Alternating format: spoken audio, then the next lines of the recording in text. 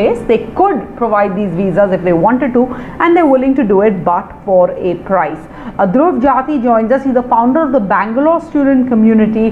Dhruv, you work with many students who've been applying, and I'm sure it's been a trying time for all of them. What's your experience been like? Can you compare to us the process or what the experience has been for students who are applying to the EU, to the US, and to Canada?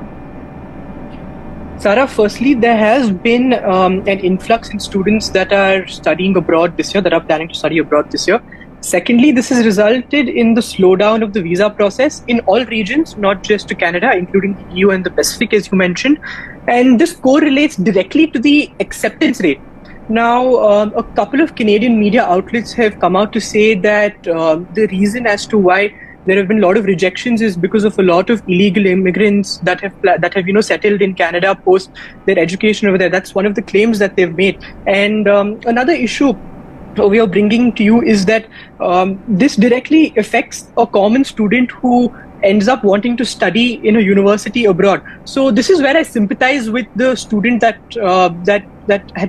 unfortunately committed suicide in Haryana, because it is a sad matter of fact that a student from India who wanted to go abroad and study was delayed in his application process compared to other students from different countries. So there is this sort of difference which we are seeing as nothing can go right if you're a student born within these, graduating within these last 2 years and looking to study abroad. But I want to, Dhruv Jatti, you said the acceptance rate has changed. So are you saying it's gone up or gone down? Because you're saying there's an influx of applications.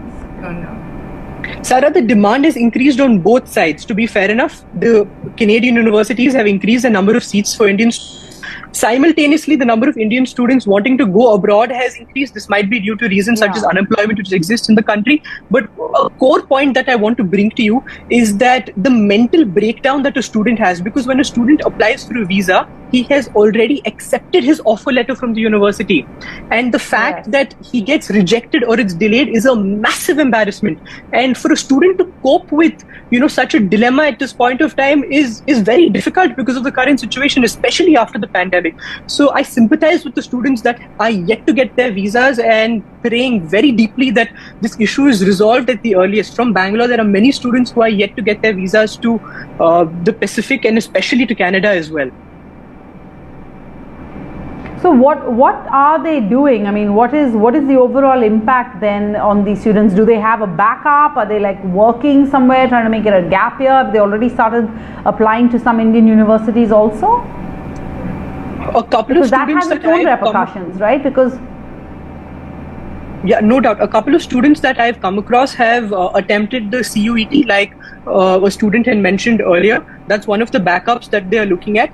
And simultaneously, many students are looking to go abroad. But again, the issue is with the unemployment that exists within the country, the skill sets that they want to provide as well. So on the long run, what we're seeing is a number of Indian students that are planning to leave the country. And let's not forget that the average Indian age right now is 28. So if we are losing students at that age gap, we're losing potential, youth that could contribute to the economy at this point of time.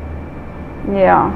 And like I said, it's just difficult no matter what your background is and what stream you're studying. We have